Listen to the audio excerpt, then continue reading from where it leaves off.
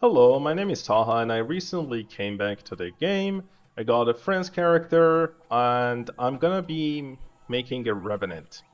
Now, in this video, I'm gonna go over the armor and the stats I will be using. And in a separate video, like a part 2, I will be explaining my gem choices and also some alternative gearing paths you can take if you do not wish to play this exact build. So, my armor currently is leather. I will be changing it to cloth. As a mage, you would really benefit from cloth because you get CC'd less, especially silenced less, which will allow you to cast your skills much more frequently. I think cloth is simply the way to go as a mage, and it also allows you to use this item, Shadow Warrior Shadows. If you don't know what this item is, it's essentially the sleeve, which you can get from the Dungeon Serpentis, and it has a toughness stat on it, which is really good, and it also gives you an immunity and received healing every 3 minutes for 2 seconds when your HP drops to 15%. What received healing does is that it boosts the HP you recover from your allies healing you, and also the HP you get from using healing potions, whether it's red ones or like the small ones, the green ones. And that's a very valuable stat to have. So this item just saves you a lot, and this is something that I would suggest using, and I will be using as soon as I'm done converting my gear to cloth. So starting with armor, what you want to do stat-wise is to have a decent mix of stamina and intelligence. Something I will suggest you to start, if you haven't already, is to start the stat migration and migrate 300 stats. That's the maximum. And as a mage, you want to migrate out of strength and spirit. Unfortunately, my page has agility on it. I will be changing it later on. But also something you can do is to have one page for stamina migration and one for intelligence to swap between freely if you want to do more damage or be more tanky. But what you want to aim for is to never drop below 1000 intelligence. I believe around 1200, 1300 mark is a decent stat to have, and you can just dump the rest into stamina. So in case you see like different lines, intelligence here, stamina there, don't be confused. This is ultimately the goal, to have around 12, 1300 intelligence and as much stamina as possible.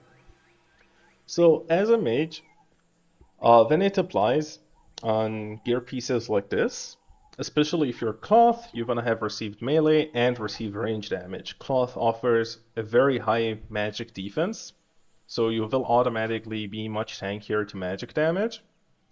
And so on your gear lines, you want received melee and received range damage. However, if you do choose to play with leather, I instead would go for received melee damage and received magic damage. But as a cloth user, this is what you want to have: a stat line, either intelligence or stamina, combined with received melee and received range damage. Like this gear piece has it. Let's see, pants have it. Same with boots. This is what you want to have. You can opt out of received range damage for resilience rolls in some places, so that is something to keep in mind. But I personally prefer mostly received damage. On your belt, you want to have, besides the stat line, you want to have received healing and toughness. These two stats make you very, very tanky. I'm not going to go over this because I will be using Shadow Warrior Shadows, but ideally what you can do is have the toughness and receive the movement speed with like backstab, magic damage, or receive healing. I would probably go with received healing because of the way backstab works with magic. Uh, so that is that. This is basically all of your armor pieces. For your cloak, uh, mine is not correct.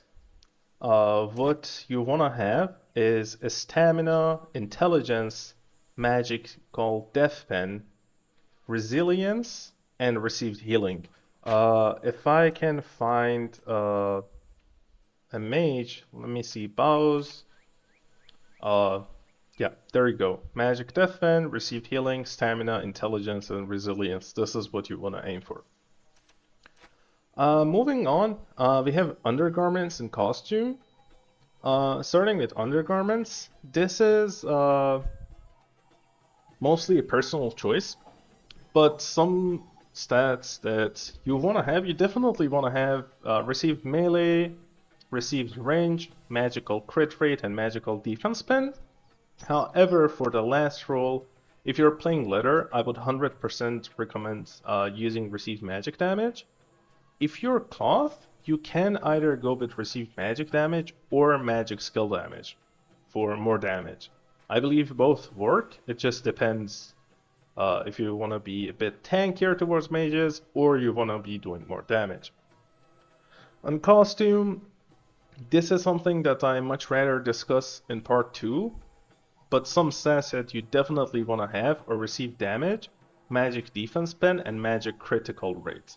For the last two stats, I will personally be using physical defense, and I will be changing the critical damage you see here to a magic skill damage. So ultimately what I would be using will be physical defense, receive damage, magic skill damage, magic defense pen, and magic critical rate. Now, instrument, you want a stat line, intelligence for stamina, and besides that, you want evasion and magic attack. As you can see, I have movement speed, and I will be replacing it with magic attack. You can get move speed instead of evasion, but I personally think any bit of evasion you can get is somewhat useful, so this is what I would use. For bow, I'm gonna be building full death pen, so I'm gonna be using magic crit rate, intelligence, and magic defense pen. I will be replacing the critical damage. If you are playing a crit build, it's very important to 100% have the critical damage in your costume. But I will be changing this to a defense pen, so I will be also rerolling the magical critical damage on bow and on costume. Moving to weapon, again, intelligence, defense pen, and critical rate. For your hero ring, I think there are two ways you can go about it. This is the more standard approach you see almost everyone doing. This would be magic skill damage, receive damage, and magic defense pen. However, if you're on a newer account and you're lacking some toughness, especially from like Akash levels, things like that, something that I would suggest is to replace the magic skill damage with toughness. That is something that I did previously on my old character because I was lacking toughness. And getting toughness instead of magic skill damage on your hero ring can be very beneficial. On accessories, I would assume if you're watching this video, you will be using Nori accessories and not really Aranors, but stats are the same anyways. You want to have a stat line, you want to have magic death pen, and you want to have magic skill damage on your ring. So I will be changing this ring as soon as possible. Again, magic death pen, magic skill damage. For your earrings, this is what you want to aim for. You want a stat, you want receive damage, and you want max health. I personally think no other stat is as beneficial as having receive damage and max health. These are huge, they make you noticeably tankier. And any amount you can get of either of these stats is very, very nice. For your necklace, feel free to choose between either a halsey neck or a soul lip. I personally like to switch between these two depending on the situation, but what you want to have on your soul lip is magic attack, magic defense pen, and magic skill damage. And as a bonus tip, if you reach a stage like this and you have like 3 rolls left, uh, I prefer to have a stamina on my soul lip simply because if I'm switching between these two, my intelligence and stamina, I prefer them to stay around the same levels. So as you can see now, I have intelligence. If I were to switch to my Halsey neck, I will be losing like a noticeable amount of intelligence, and that might fuck with your stance. So that's just something to keep in mind. It's more convenience. And that is about all for this video.